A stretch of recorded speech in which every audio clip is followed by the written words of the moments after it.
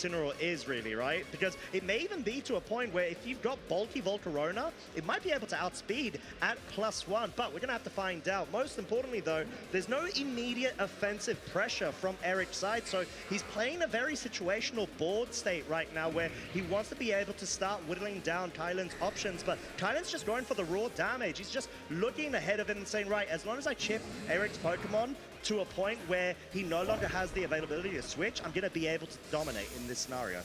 Well, Electabuzz with the Selector Web is going to get some meaningful damage down onto the Dondozo, but you're also going to be able to look forward to dropping the speed of the Volcarona. The Covert Cloak was going to block that initial speed drop until we actually saw the Incineroar get rid of it thanks to the knockoff. I'm kind of wondering, though, where else is this damage going to come from? Because as you called out, these are some pretty passive Pokemon outside of the fact that you do have the utility from the Electabuzz. Maybe a Thunderbolt's going to be nice. At least the Dondozo's half HP. Yeah, no, that's pretty huge, right? Because at this point, you're forcing the Dondozo to not be able to take as much damage as it normally would be able to do so if it, of course, does have that Commander Tatsugiri combination going for itself. And now, it's not only susceptible to speed drops, it's also susceptible to switch outs and with the Intimidates. We're just going to see the Electabuzz protect, and so the parting shot going into the Volcarona was kind of a greedy call. You're saying, okay, Kylan, I don't think you're actually going to bring the Tatsugiri into that slot, otherwise the parting shot's going to miss. Yep. And if you do leave the Volcarona in, then I'm actually going to be able to get a meaningful special attack drop onto your Volcarona, and I get a chance to actually bring in one of my heavy hitters. It's going to be the Dragonite here for Eric, which is also going to be multi-scale. It's going to get broken, though, because of that wave crash, but you're still sitting in front of a fire and a water type attacker as a Dragonite. Ooh, and we've got Tailwind now being set up from Kylan's side, so this being a scenario where maybe Dondozo just wants to try to be able to start picking up any sort of meaningful damage, because it very much really needs to do so. It's quite literally a sitting, I'd say duck, but it's clearly not a duck. It's a catfish, but regardless, I think what Eric's trying to identify is getting those multi-hit efforts and damage to start whittling down Kylan's side of the field and potentially even catch a Dragonite switch-in, but no switch-ins, we just got redirection from Electabuzz.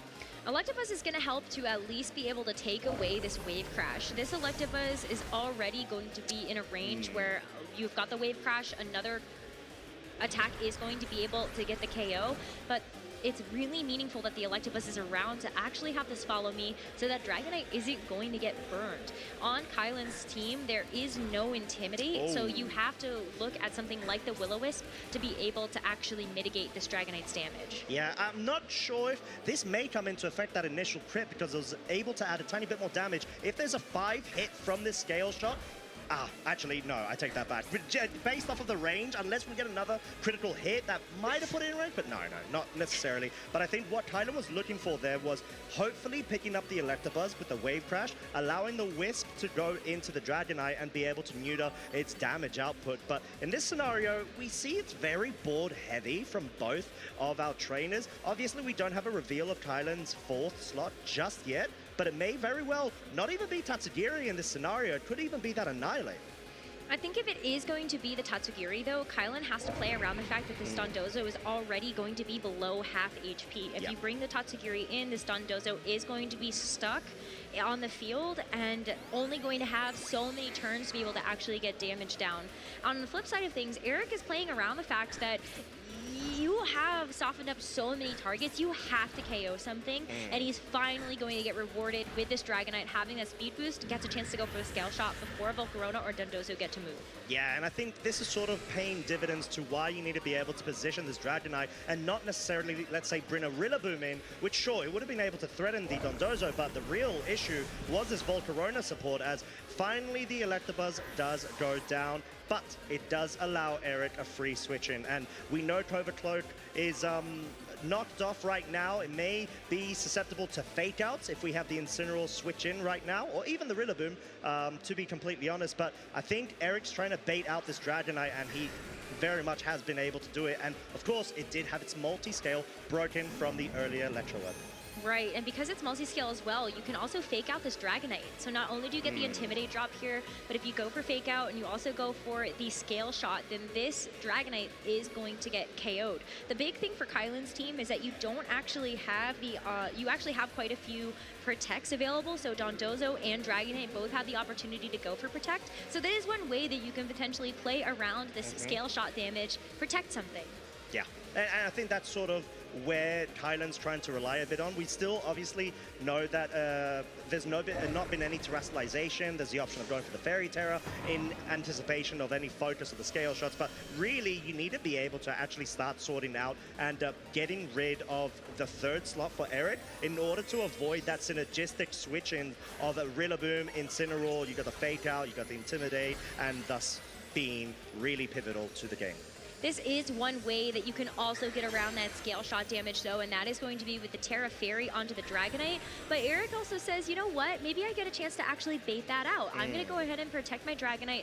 I'm not gonna be able to fall to your scale shot. And the other thing about this protect is that you wanna make sure that your Dragonite is actually going to be faster. There is still Tailwind available on Kylan's team, so you need to play around the fact that yes, you have a couple of scale shot speed boosts, but this Dragonite on Kylan's side is probably still faster. And I do feel like the scale shot, though, could honestly pay dividends. Until now, because of the fact that Tailwind's now expired, you could have been able to at least be a +1 of speed. And obviously, we've got the Dragonite over on Eric's side, not necessarily being able to directly threaten the Dragonite over on the other side of the field. So it's going to be a bit precarious for Eric to be able to navigate this a bit, even though Rillaboom's on the field. We know Terra's been burned from the Dondozo, and it may be susceptible to a Grassy Glide.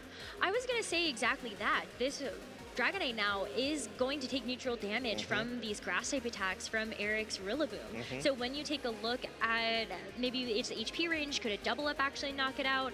The only thing that's also going to impact this Dragonite is the fact that because it got rid of its flying typing, it's actually on grassy terrain. It's going to be able to get the multi-scale back up. It's already regenerated. So Kylan says, you know what? I got what I wanted out of this. I'm going to take my full HP Dragonite and I'm going to put it back in its Pokeball for later. Yeah, very well said, as we see the second Terra Fairy Dragonite emerging on the field now from Eric's side, wanting to be able to avoid any sort of awkward situations of scale shots, and extreme speed does go into the Archaludon now. Does not give it a boost, as of course it does not have the stamina ability. It did have sturdy, it has been broken, critical hit as well to further add to the damage build up, but Wave Crash now targeting a neutral Dragonite, nearly guaranteeing a two-shot there, but of course it's going to be the grass terrain recovery given the flying type is no longer in play. Yeah, it's kind of funny how that all works out. We love that terrestrialization changes our type chart. For sure. Very awesome. But in this case, it does actually work out for Kylan a little bit better than it does Eric. Eric opting to double target into that Dragonite slot, seeing maybe there's going to be a free KO here, but in fact there isn't. That Archaludon is one of the safest switches that Kylan could have made into that position, able to tank the Woodhammer as well as the whatever grass type attack that was from the Rillaboom plus the Dragonite perfectly. Now our Archaludon is in this position where it has his Power Herb, so this is why we don't actually see something like the Pelipper, because it can go for Power Herb, Electro Shot, still be able to get the special attack boost and not have to worry about anything. Oh, but not just for this turn. We're going to see a safe protect here. Wants to be able to avoid any sort of high horsepower targeting into the slot and better position itself perhaps against this Rillaboom, maybe acknowledging it wants to try to at least get rid of the Dragonite with the Wave Crash, and like we mentioned, finally force Eric down to his final two slots. But now that Archaludon is on the field, I am a bit worried for this I would even say Dragonite at this point, because now it's going to be susceptible to potentially a Flash Cannon KO. That is something that this Archaludon is running. So because we don't actually, because we have like the Power Herb and we don't have the Assault Fist, it's able to run something like Protect. And because it's not the Stamina set and Sturdy, you don't have Body Press. So you're afforded to be able to put something like Flash Cannon onto this Archaludon, which is going to be doing super effective damage to this Dragonite. You have to worry about that a little bit, but remember that this Dragonite still has these speed boosts. It's still going to be one of the fastest things on the field. It very much will be, but the question is, can this Archaludon outspeed the Rillaboom? We're going to find out shortly. Scale Shot hits one time. I'm not sure if it's going to be quite enough to be able to pick up the Archaludon. So the speed interactions between Rillaboom and Archaludon are going to be absolutely key. We know Power Herb sets sometimes do go ahead and actually run a lot of speed investment, but we're going to find out the big build-up right now. What's going to go first? Is this Dragonite going to be failed? Oh, Electroshock does actually outspeed the Rilla. Electroshock actually being able to allow itself up to special attack by +1 stage, of course, but now we're in a scenario where the Dragonite Terra Fairy over on Kylan's side will honestly be wanting to pick up the Rillaboom and maybe deal those multi-shot scales. This is a huge KO for Kylan to be able to grab. One of the biggest keys to success for Kylan was removing this Dragonite, because this Dragonite has had 3 scale shot stacks at this point. So it is going to be super fast. Yes, the Dragonite for Eric does get knocked out, but Kylan is going to be so excited for that. I think the Archaludon is a worthy sacrifice to have to make, and you still have a full HP Dragonite on the field that is going to be able to keep that multi-scale. Problem is, there's still this Incineroar, but you still have 2 very powerful Pokemon here for Kylan. Yeah, and it's sort of a interesting scenario as well for the Rillaboom and Incineroar over on Eric's side, because you could potentially pick up a KO if you maybe double target where possible, at least definitely on the Dondozo side. Multi-scale, you need a Braid, which may force Kylan to actually opt to go for the Protect right now, which could be read by Eric, and that's maybe a solo focus onto the Dozo if we're not expecting it to actually go on the defensive. Kylan is a pretty safe double protect here if he wants to. Yeah. You know that there's a possibility of fake out here from this Rillaboom, so you can just go protect onto the Dragonite as well as the Dondozo. And I think it's nice because you are able to get that grassy terrain recovery, and maybe it actually puts Dondozo into a range where it's not actually going to be picked up by something like a Grassy Glide. Yep. And then you have to play your odds of, do you Wood Hammer? Can I knock you out before you do that? And all of the above. Yeah, and I think it's sort of a testament to understanding the board position as best as possible from Kylan's side of the field.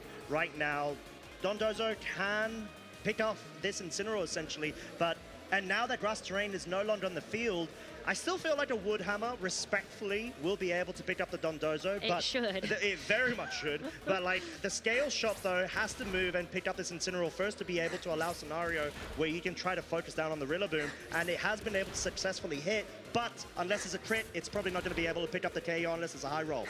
Oh, it has to be a high roll, and it's just barely not enough with 5 hits to actually knock out this Incineroar. Wow. So there is a possibility for this Incineroar and Rillaboom to actually get the double target into this Dragonite, but instead this Rillaboom goes for the gold, gets the knockout onto the Dondozo with the Wood Hammer, and that's without the grassy terrain there. Yeah, and I think it kind of doesn't need it right now, especially the Dragonite actually dropping that defense stage is quite crucial, but most crucially, the multi-scale has been broken. So that gave a bit of cushion room for the Dragonite to be able to solo the Rillaboom as long as it connects with both of its scale shots, but that's no longer the case. It's got a 2 versus 1 scenario where we could easily see the Flare Blitz and Wood Hammer being enough, surely because of that drop.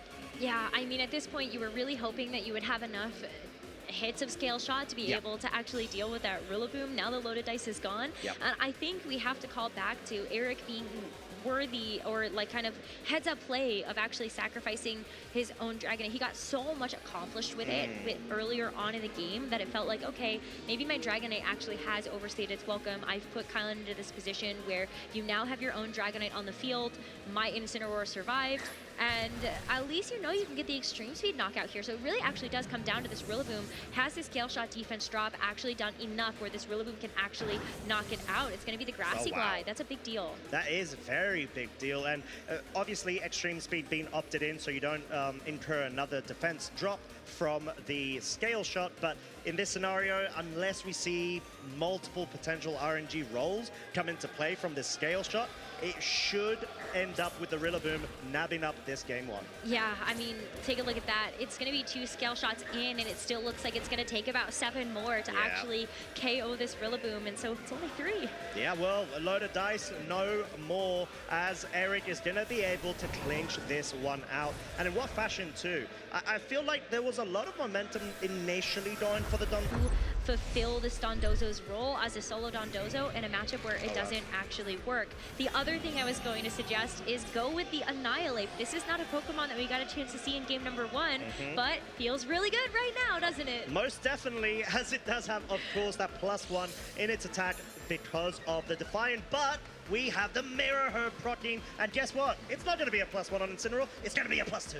So this is where we were joking a little bit about the fact that Incineroar gets to use the Mirror Herb to actually get the speed boost, but this is why Incineroar actually has the Mirror Herb. It makes you so much more confident to be able to bring in that Incineroar in front of one of these Defiant users like Annihilate or like King Gambit, and you get a chance to take major use of the Defiant boost that you're giving over. Oh, 100%. And did you see the damage of the fake out into the Volcarona, which wild. I'm pretty sure was very bulky. And now, with the combination of the Scale Shot, obviously there's a Citrus Berry, but it may well actually pick up the KO if it connects with all 5.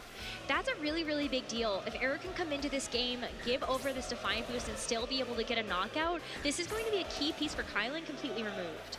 Yeah, but it's not enough, just barely surviving on a slither of health. But I think Eric respecting the Annihilate, not wanting to get those Rage Boost accumulation hits onto it to make it an absolute terrifying monster. But we do have a scenario that the Annihilate is still up with the bulk up. It's got +1 in its attack and, sorry, should I say +2 in its attack and +1 in its defense. So it really needs to potentially start picking up KOs. Incineroar may be a bit susceptible and feel like it might have to Terra out of a Drain Punch.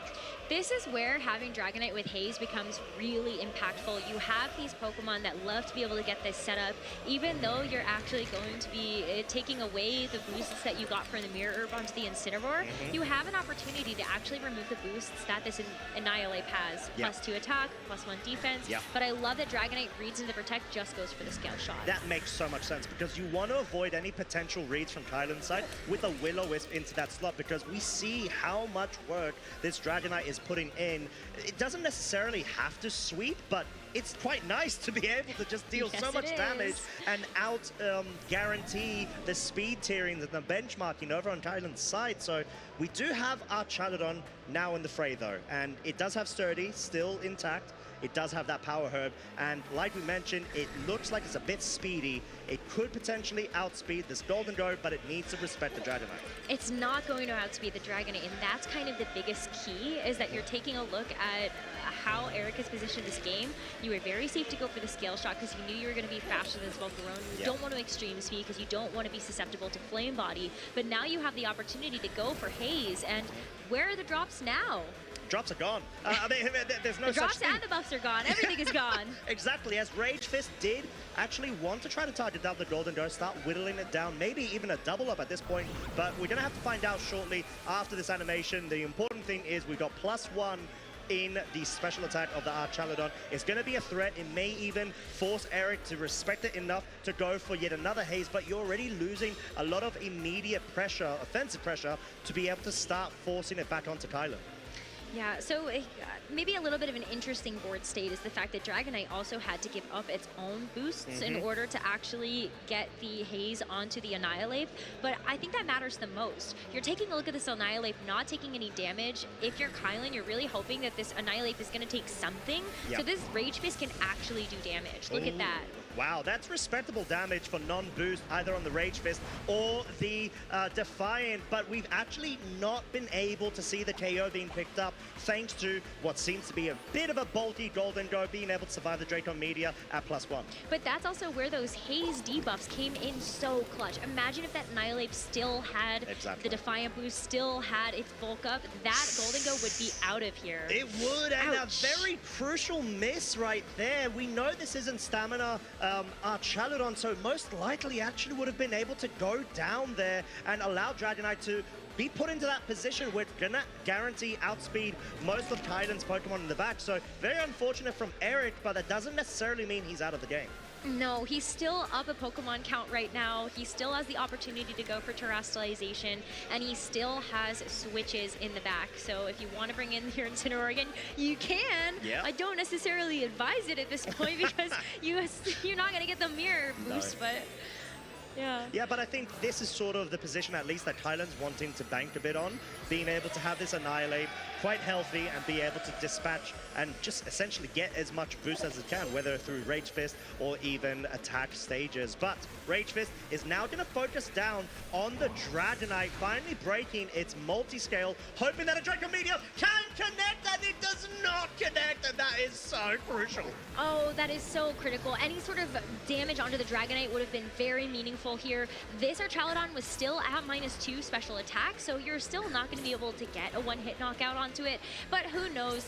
Draco Meteor has a higher than normal crit chance. You might have been able to actually get through this Dragonite, and Eric finally gets a chance to finish the job that he would have loved to that last turn. To be completely fair, it does feel like there was a bit of a rebalance there of RNG, the right? Scales came back to normal. I know, which we don't commonly see, actually. So, yeah, I think Eric being able to definitely come out the victor in that altercation between the RNG roles necessarily. But yeah, we've got the speed boost on the Dragonite from Eric's side. He's got all 4s of his Pokemon against the deficited Kylan with his remaining 2. Kylan just down to the Dragonite and the Annihilate, and this Annihilate is trying so hard to try to maintain any sort of Rage Fist stacks, making sure you can actually get any meaningful damage. But the problem is that you still have to deal with this Golden Go. Now it is going to be able to get an opportunity to just get some damage down, and I don't know. It's tough. It's a tough ask right now, I think, for Kylan to actually claw his way back into this game. Yeah, and I think Eric really has to respect the reverse sweep potential of the Annihilate. So whether that being focusing down on it or trying to ignore it, he's been really doing a good job in handling the scenario. But obviously now we've finally got a +1 Annihilate yet again for the second time in this game. But Terrestrialization is the option for the Dragonite. It's going for the Terra Fairy. It wants to be able to be immune to the scale shots. Yes, for sure. And it also has the opportunity to start to get its own boosts. Yes, you want to be able to take out this Dragonite, and because you know that Terrestrialization was already committed by Eric, you know that this Dragonite on Eric's side can't actually go for the scale shot. It is going to be Eric's Dragonite that still was able to move first, scale shot connecting into the Protect, but this is where we actually see Kylan get a chance to do some damage. Yeah, I think Kylan really respecting the Golden Ghost slot there. Could have been a really good opportunity to focus down on that Dragonite and most likely pick up a KO because of its weakness, being able to break the multi-scale as well. But it does have a speed boost. Now, you're gonna be put in a bit of a weird spot that you may potentially have to rely on a double protect if you want to be able to finally get rid of the Dragonite and thus be able to take advantage of the speed tiering changing and maybe starting to get those drain punches going to recover the HP back for the Annihilate.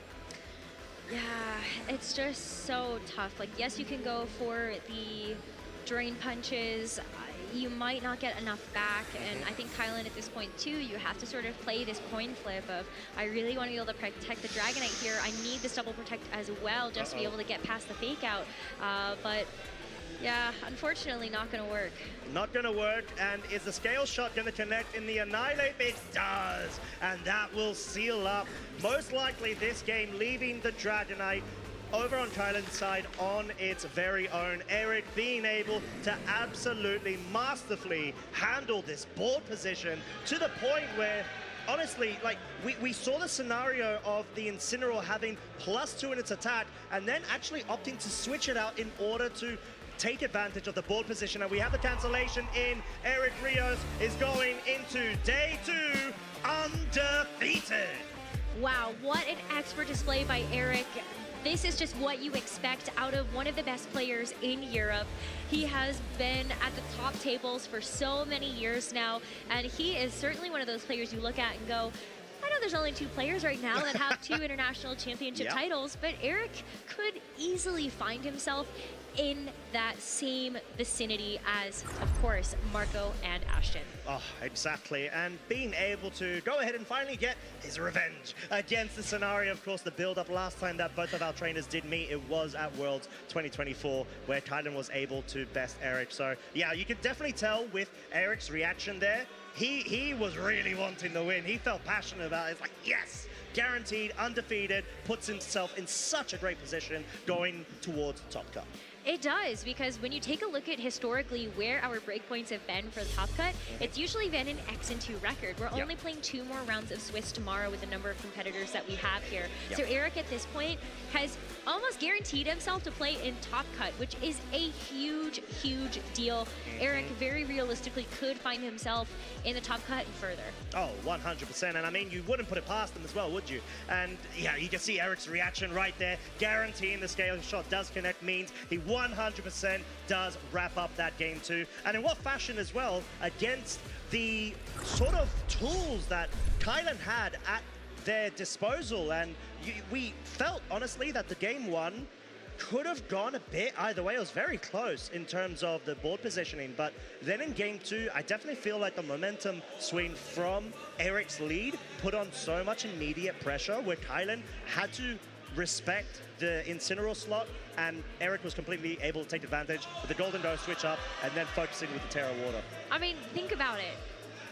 The Mirror Herb Defiant boost that the Incineroar is able to get, fake out into the Volcarona, double up from the Dragonite, was almost enough to knock out the Volcarona Citrus completely. Berry, Yes, I know there was actually HP recovery on that Pokemon, and it didn't feel like it at all. Imagine if that Volcarona goes down right away. Eric is so many yards ahead, and yeah, it was really great leads. It was really great recognition of how Kylan is going to have the Dragonite game plan as well, and playing around the change-up of the Annihilate in the front. I do find the Mirror Herb Incineroar fascinating. It definitely does bring me vibes of the Paldean Tauros forms, where they do mostly utilize the Mirror Herb. And you commonly see it because of the speed tiering. It really outspeeds a couple of really nice Pokemon that tend to be the threat. But yeah, alas, we've seen creativity from the maestro himself, Eric Rios, which we're going to go ahead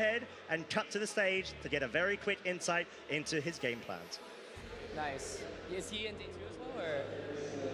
5-2. Winning in? Yeah, winning in. Gotcha. He got really lucky, the last one. Oh. Hello, everybody, and welcome back. I'm joined with our undefeated victor, Eric Rios. Eric, dude, that was intense, man. How do you feel?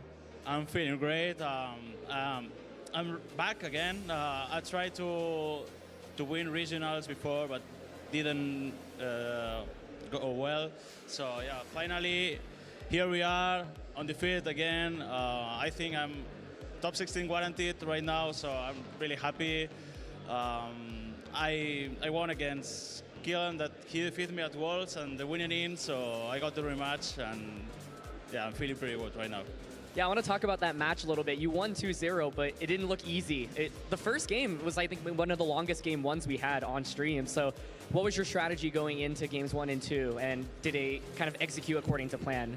So when I face a Dondoso team, I think I have to respect him, because my only answer to that is, hey, it's Dragonite, that's really good. But in game 1, I tried to protect my Knight to the end of the game. But he was playing with the mind that probably with the Dondoso that he can switch out into Tatsugiri, but he didn't bring Tatsugiri, but I have to respect that. So he played really well. So I tried to protect my Knight at the end of the game, try to save the haste in case he had Tatsugiri. So it makes sense. Yeah, Tatsugiri didn't come out, but you held your patience, still able to find the win.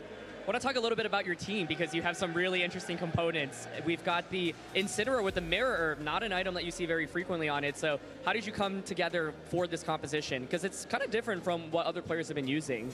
So after making 5-3 at Dansk, Alex and we tried to make a team that can counter the meta again right now. And yeah, Incineroar, Mirror Herb, I think it's not the common item, but I think it's really good against coaching teams, because can get the coaching boost from the opposing, and I can also do my own coaching, and I can be +2. It's also good against Gambit, against Defiant.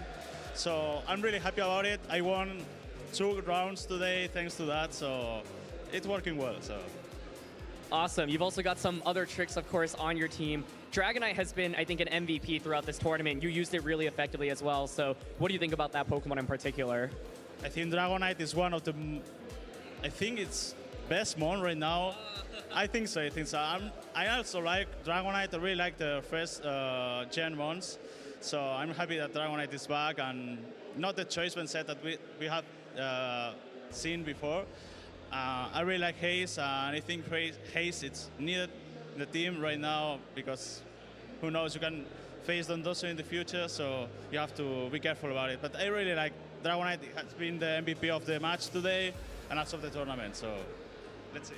You're 8-0 right now. Of course, you've won the international championships before over in Europe, looking to take another title. So obviously, today went as well as possible, but how are you going to think about approaching tomorrow? I really want to win a big tournament again. I think I will do it. I will do my best tomorrow, so let's see. You have such an amazing record right now, so tomorrow, fewer games that you need to win in order to, of course, make that top cut. So last question for you, any final thank yous, any people you want to shout out? Yeah, I want to thank you, all the people who have been supporting from home. Also, Alex Gomez that helping me prepare the tournament. Every tournament we played the last year and this year, so thanks to them. All the people that, all my community from Twitch and yeah, all Canecro and all the Kois. So thanks to them. Amazing. Another incredible run by Eric Rios. We will definitely be seeing him tomorrow, but let's throw it back to the casters as we round out day one. Great words from a great trainer, Eric Rios, El Maestro, going ahead and showing her how it is done, being able to go straight through to day two, undefeated. And yeah, great insight, of course. Enough said. He said it himself, right? He's just going to win it. It's as simple as that. He said it himself. The gameplay showed itself. Yep. And I think that there are a lot of really great arguments why Eric is going to set himself up for success for tomorrow. I love that he brought up the fact that Dragonite was considered as MVP of the tournament so far. Because if you actually take a look at our top 12, we've been talking about this throughout the day, but Dragonite is actually the top dragon right now. Maybe something that we would not have necessarily expected, taking a look at how prominent Rain is, seeing how much Garchomp and Ninetales were in the meta so far, but Dragonite right now is the king dragon. It genuinely is. I mean, being able to usurp all of the other variants as well and break into top 4 is unprecedented, at least with how we've seen recent major events pan out. And I think that is a bit synonymous to the Primarina starting to drop down in usage. You know, that Haze utility is so cool in conjunction with the loaded dice scale shot, which all of a sudden just changes the board state so drastically, especially if you have like some other form of support, whether that being fake out on the side, whether it's coaching. You've got options, and just being able to shut down the setup sweep potential over on your opponent's side of the field is incredible. And that's sort of the testament to why Eric is giving so much praise to Dragonite, because it's just putting in all the work. We didn't even get a chance to see Eric's Annihilate in that match, but Annihilate does have coaching, so it could actually go for that strategy you were talking about, and you still have the opportunity to protect that Dragonite so well. We saw Electabuzz in action to do just that, and then Scale Shot continuing to snowball that Dragonite speed, so it could be the fastest thing on the field. Great, and we'll still see Kylan tomorrow. I'm still very excited we get a chance to see Kylan continue to play tomorrow. Kylan has been one of those players that has just been getting so good, especially looking at the season that they had last year, being able to get a top 16 at the World Championships, ended up with this year getting top 16 in the very first Grand Challenge. We had the online tournament in Scarlet and Violet. That is phenomenal, and I think Kylan has such a bright future ahead of himself. I can't wait to see what's going to happen tomorrow. 100%. And talking about tomorrow, these are so far our confirmed day 2 Swiss players. We don't quite yet have standings available as the round is still underway, but we've already got so many great trainers, you know, penning up, looking for that top cut to be able to qualify themselves straight into glory. All of these players right now, I think, have a record of X and 1. I Yep. think a lot of these players we were also looking at and saying, okay, maybe they did actually lose that last round, but still, I think it's been amazing to be able to see their performance throughout the day. We have a couple of world champions that are on this list right Only now. a couple. Only a couple, you know, Eduardo Cunha, Shohei Kimura, Paul Ruiz, you know, just to name a couple. And then talk about how many international champions we have as Yeah. well. It's insane. It is incredible to see this list, and you could look at this and think that this could be the top cut of a world championship. 100%, and I think for good reason as well. We already know there's so many accolades to add to all of these trainers, and being able to really see a great surge of regional representation of Latin America is something I personally am really excited to see. I want to be able to see these trainers flourish in their representation, forcing potential title finally back home here in LATAM, because so far we have not been able to get that clocked in and qualified. But who knows? It's up to tomorrow. We'll see. It could be third time's the charm. We got Yep. a chance to take a look at the history of the Latin America International Championships. For the most part, it has been North America that has taken the crown home. Oh, the But- one-time European. But the Just gonna one-time say. European was Marco Silva, and that was a story and history in the making Yep. itself. And so maybe we get a chance to write it again as we take a look forward to Championship Sunday. But it's been an amazing broadcast so far today. We're still going to have more action for everybody tomorrow. So make sure you tune in to the link and the time that's at the bottom of the screen right there. And we're so excited to see you guys. We genuinely are. And of course, do not forget to go ahead and follow us on all of our social channels. We've got X, we've got Instagram, we've got /Pokémon, both of them. We got a lot of stuff going on, and obviously feel free to go ahead and get your posts. Make sure to add those hashtags in order to get your potential chance of being featured on stream, which is greatly appreciated to see and share all the love around. Make sure you follow the new Brazilian Instagram as well for Pokemon. That is a new channel that was just created. And so you can check out all of the amazing pictures of the venue, the food here, all of the players that are participating. And so that's another way that you can stay involved and stay in touch for socials. 100%. And of course, finally, we need to round things off with our distributions, our giveaways, and we're going to start off with that beautiful illustration of the Pikachu EX. And yeah, I think we've already talked about it a couple of times. Honestly, the Stellar Terra cap really suits Pikachu. I It wasn't really expecting does. Say Stellar Terra 5 times fast.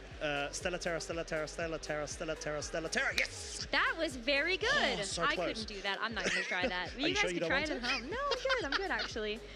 Okay, fair enough. But yeah, of course, next, let's go over to Go, where we do have Twitch drops that you can go ahead and earn. I believe you did mention there is, of course, the TM. There was a That is an elite TM. Sorry, apologies. An elite TM.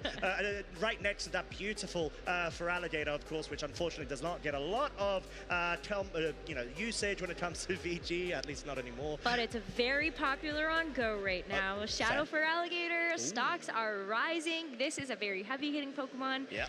And so yeah, go get your drops and check out cool Pokemon. And of course, we've got VG.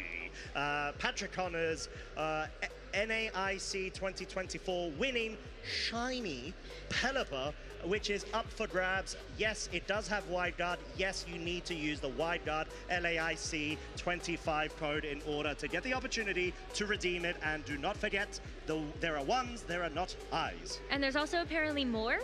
Receive Patrick Connors, shiny Pelipper, and more. Uh-oh. Someone needs to fill us in on if there is in fact more and what it is. Oh, wow. Yeah, Is it cake and can I eat it?